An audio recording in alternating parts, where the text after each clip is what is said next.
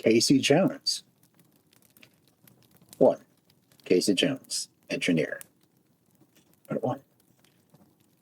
On the last day of April 1928 occurs the 20th anniversary of the death of Casey Jones, probably the most famous of a long line of locomotive engineer heroes who have died at their post of duty, one hand on the whistle and the other hand on the air brake lever. Casey Jones's fame rests for nondescript verses, which can hardly be called poetry.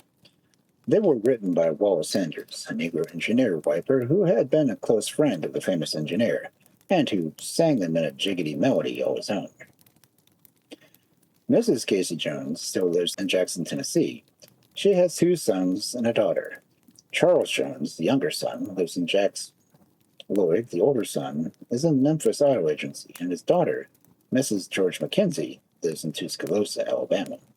Although 41 years have flitted by since Miss Janie Brady said "I do" and became the bride of John Luther Casey Jones, Mrs. Jones still keeps green in the memory of the glad occasion.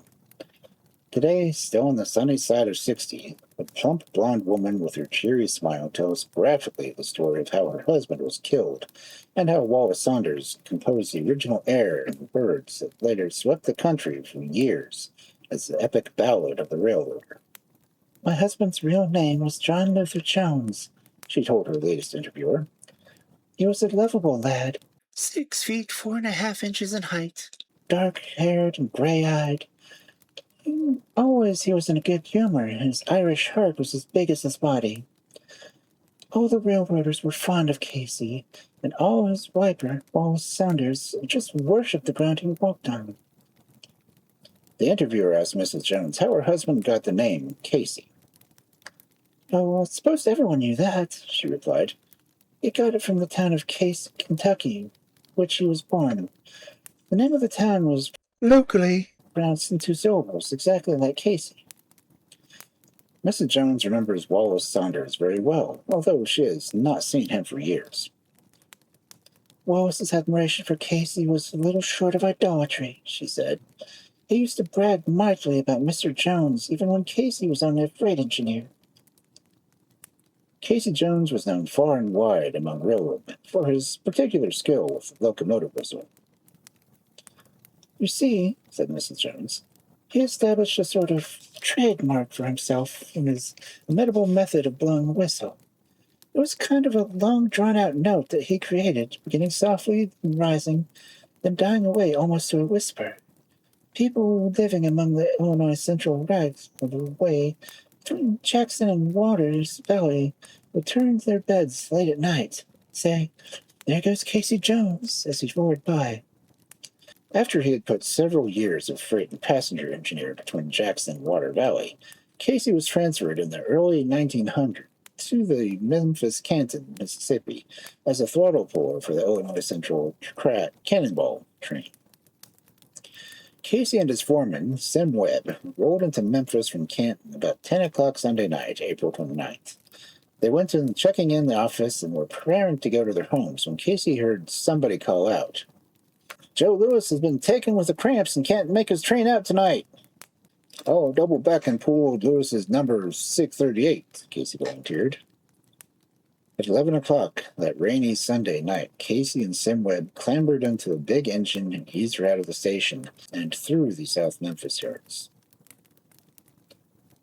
All the switchmen knew by the engineer's moans that the man at the throttle was Casey Jones. 4 o'clock of the 30th of April. The little town of Vaughn, Mississippi, a long, winding curve just above the town, a long side track beginning about the way the curve ended. "There's a freight train on the siding," Casey yelled across to Sim Webb. Knowing the siding there was a long one, and having passed many other freights on it, Casey figured he would do the same that night. But there were 2 separate sections of a very long train on the side track this night, and the rear one was a little too long to get all its length off the main line onto the siding. The freight train crews figured on sawing by, and that it was the passenger train past the front part of the train that would move forward, and the rear freight would move up, and thus clear the main track. But Casey's speed, about 50 miles an hour, was more than the freight crews bargained for. But when the old 638 was within 100 feet of the end of the siding, the horrified eyes of Casey Jones and Sim Webb beheld through the gloom the looming shape of several boxcars in motion, swinging along from the main line to a sidetrack. In a flash, both knew there was no earthly way of preventing the smash-up. "Jump, Sim, and save yourself," was Casey's last order to his firemen. As for himself, Casey threw his engine in reverse and applied the air brakes, all any engineer could do. He rode roaring 638 into a holocaust of crashing wood that splintered like matchboxes. Sim Webb jumped and fell into some bushes and was not injured. When they took Casey's body from the wreckage, the old 638 had plowed through the cars and caboose and turned over on her side a short distance beyond. They found one hand on the whistle cord, and the other on the brake lever.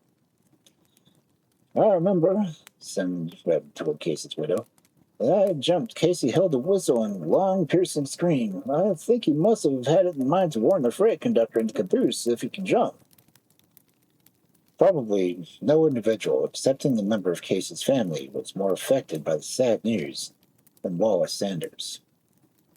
A few days later, he was going to be singing a song to the melody of his own.